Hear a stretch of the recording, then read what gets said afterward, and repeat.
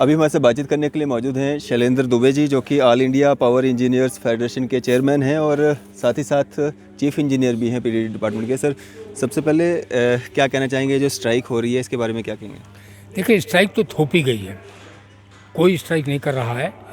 यह एक joint venture company बनाने का प्रस्ताव तो गुपचुप सरकार की ओर से आया, और जब 2 साल पहले यहाँ पर कारपोरेटाइजेशन किया गया था तो जम्मू कश्मीर के बिजली कर्मचारी सरकार के कर्मचारी थे।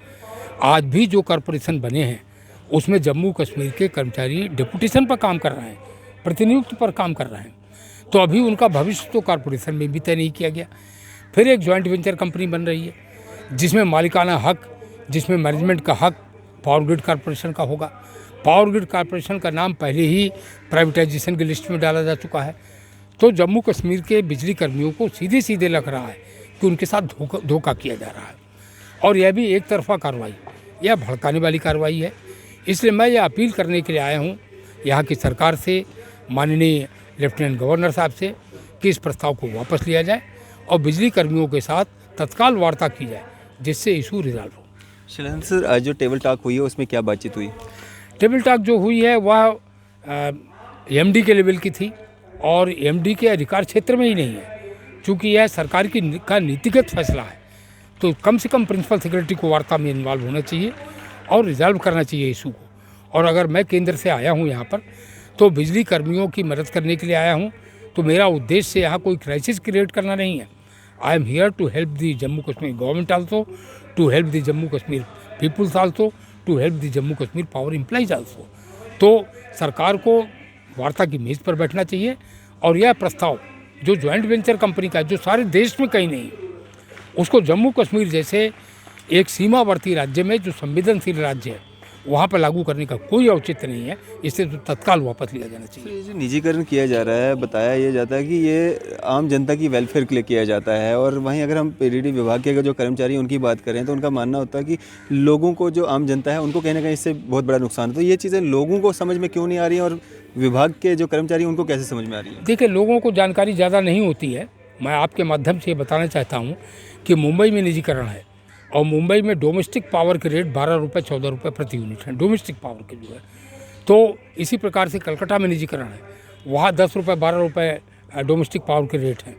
तो दूर के ढोल सुहावने जैसी बात होती है।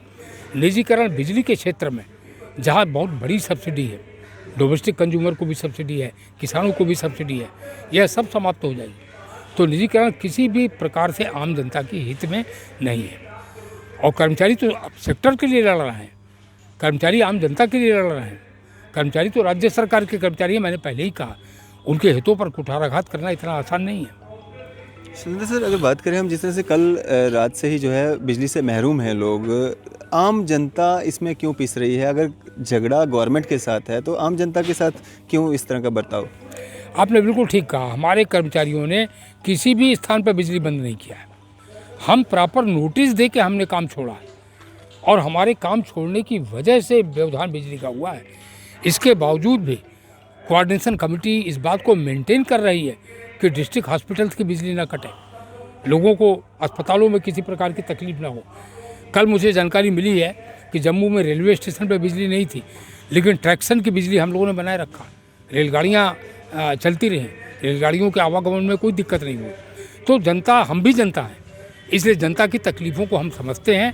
इसलिए और भी मैं लेफ्टिनेंट गवर्नर साहब से अपील करना चाहता हूँ कि राज्य सरकार को तत्काल वार्ता की मेज़ पर बैठना चाहिए, और जनता की तकलीफ़ें बढ़ें, इसके पहले इस मामले का समाधान किया जाना चाहिए। सर, जिस तरह से आज जो टेबल टॉक हुई उसमें कोई निर्णय जो है वो निकल के सामने नहीं आया, क्या आप गवर्नर साहब से भी मीटिंग वगैरह कुछ करेंगे? बिल्कुल, मेरी कोशिश है। अभी इस मीटिंग के बाद मैं उनसे मिलने के लिए अपना अनुरोध भेजूँगा, उनसे भी, प्रिंसिपल सेक्रेटरी से भी। सर, ये स्ट्राइक जो है ये कब तक चलती रहेगी? अब यह तो सरकार के द्वारा थोपी गई है। कर्मचारी हड़ताल पर 1 मिनट भी नहीं रहना चाहते। सरकार अगर एक तरफा फैसलों को वापस ले, कर्मचारियों की सेवा शर्तें सुरक्षित की जाएँ, राज्य सरकार के कर्मचारी हैं, उनको वेतन राज्य सरकार से जैसे मिलता था मिले, 1 मिनट में हड़ताल समाप्त हो जाएगी। सर, आम जनता के लिए क्या मैसेज देना चाहेंगे जो इस सब में पिस रही है, मतलब गवर्नमेंट और विभाग के कर्मचारियों के बीच में पिस रही है? हम भी आम जनता हैं। अगर बिजली नहीं आ रही है तो बिजली कर्मचारियों के घरों पर भी नहीं आ रही है, इसलिए हम भी आम जनता हैं।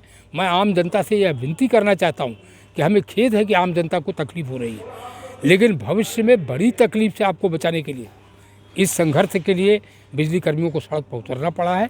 आप हमारा सहयोग करें जिससे बहुत जल्दी ये मामला रिजॉल्व हो और आम जनता के लिए, जम्मू कश्मीर की जनता के लिए बिजली खुशहाली का क्षेत्र बन सके। सरकार के लिए क्या मैसेज देंगे?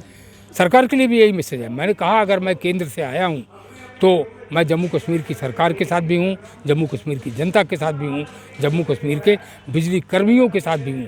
आई am here to get resolve the problem. चलिए, शुक्रिया हमारे से बातचीत करने के लिए। Thank you. तो ये थे हमारे साथ Shailendra Dubey ji, All India Power Engineers Federation chairman. और जिस तरह से इन्होंने कहा है कि जो पावर जो कट किया गया है या हुआ है, किसी फॉल्ट के कारण हुआ है, बंद हुआ है और लोगों को बिजली से महरूम होना पड़ा। काफ़ी सारे डिस्ट्रिक्ट्स हैं जो अंधेरे में रहे हैं और अगर इन लोगों की मांगों को नहीं माना जाता है तो ये स्ट्राइक जो है इसी तरह से जारी रहेगी और आने वाले समय में हो सकता है कि पूरा जम्मू कश्मीर अंधेरे में रहे। और ये इतिहास में पहली बार होगा कि पूरा जम्मू व कश्मीर जो है वो अंधेरे में रहेगा।